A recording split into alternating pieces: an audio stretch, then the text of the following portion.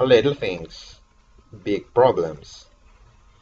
To those for us for whom the phrase Denzel Washington crime drama is a happy place unto itself, the little things can be rather frustrating. The film is about as old-fashioned as it gets. It was reportedly first written in 1993, and over the years has had a number of heavy hitter authors attached to it, including Steven Spielberg and Clint Eastwood, the latter of whom had collaborated at the time with screenwriter now director John Lee Hancock on the elegiac manhunt masterpiece A Perfect World. It certainly feels like the kind of serial killer thriller we might have had back when such movies meant big business, tortured protagonist, fresh-faced partner, grisly killings, sudden twists, and heaps of atmospheres. It's even seen in 1919, either because nobody bothered to update the setting or more likely because the prevalence of things like cell phones would have undermined some of the film's better set piece. So why the heck doesn't it work? The Little Things starts off promisingly enough with a tense, unnerving scene of a young woman being pursued by a mysterious driver at night on a highway near breakfast. We then cut to Joe Deacon Washington, a lowly sheriff's deputy in Kern County, California, as he returns to his old haunt of Los Angeles and unofficially joins the investigation into a rash of serial killings that bear some resemblance to murders that occurred when he was a homicide detective in Los Angeles. Deacon is haunted, it seems, both by the woman whose deaths he couldn't solve.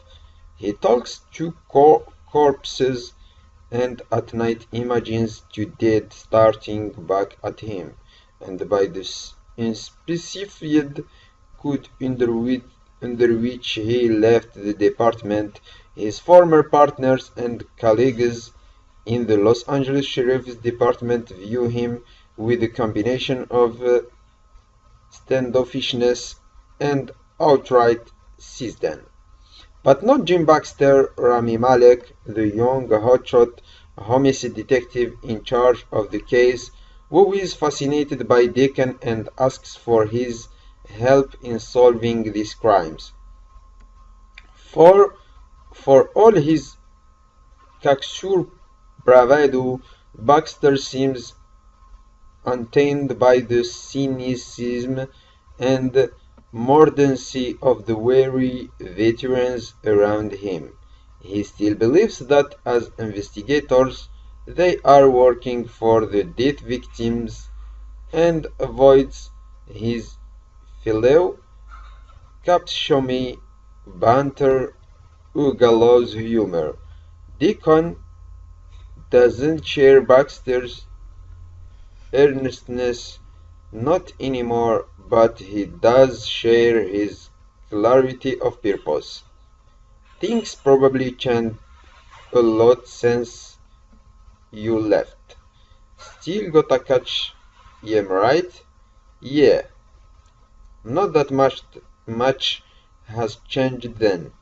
He teaches Baxter to take note of the little things. The overlooked details of a crime scene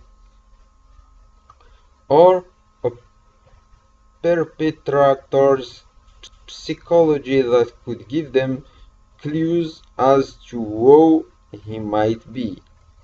On paper it sounds great as a genre piece. However, The Little Things is somewhat undermined by its inability or perhaps unwillingness to clarify by parameters of the case to establish who or what our heroes are looking for. That's not a fatal flaw, and it could have been an asset. The film seems more interested in the psychological toll of police work, of the debilitating drudgery of failure.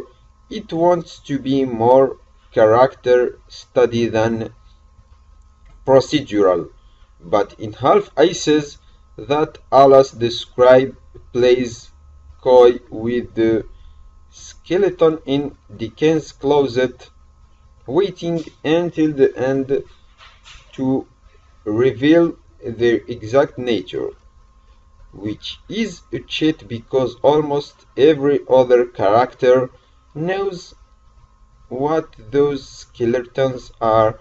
Baxter doesn't, but the film it isn't from Baxter's point of view. It's mostly from Dickens.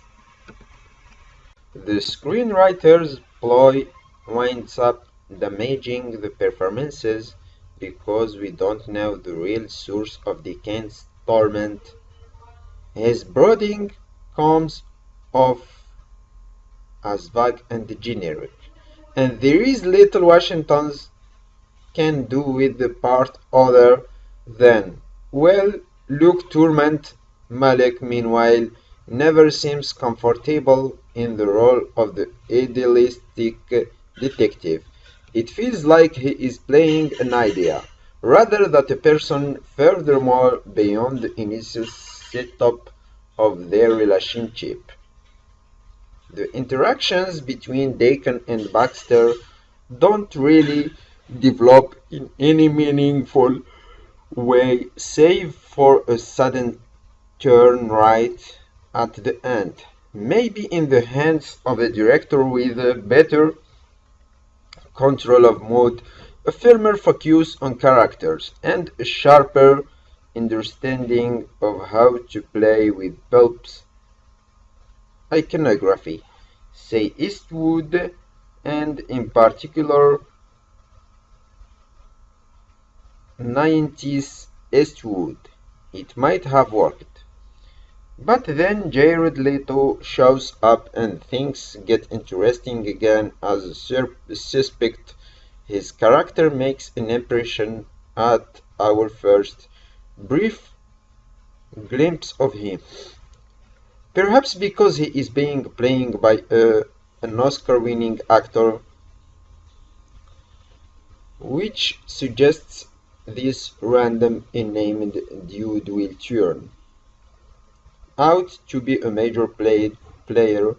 Leto brings just the right mixture of creepy disdain to his part, without getting too far into spoiler territory.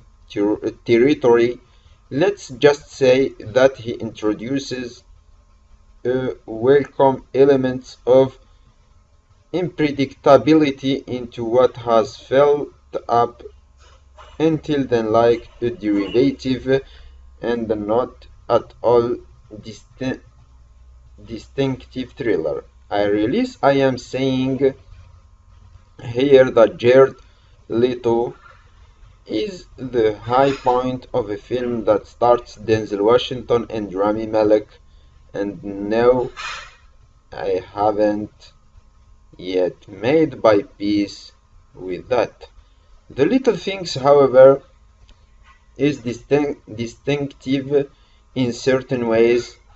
It ultimately goes in a fairly surprising direction, which perhaps justifies some of its more familiar genre moves earlier, but it doesn't entirely earn its twist, in part because it botches both the what you need elements and the psychology of its characters. In most cop thrillers, even in such masterful outliers like Seven and Silence of the Lambs. The protagonist's demons take a back seat to the typical ins and outs of the central narrative. That's true in the little things as well, but by the end, when the demons are revealed to be far more central to the plot than previously imagined, the film's moves begin to feel like a cheat. I want to eat its genre cake and have it too.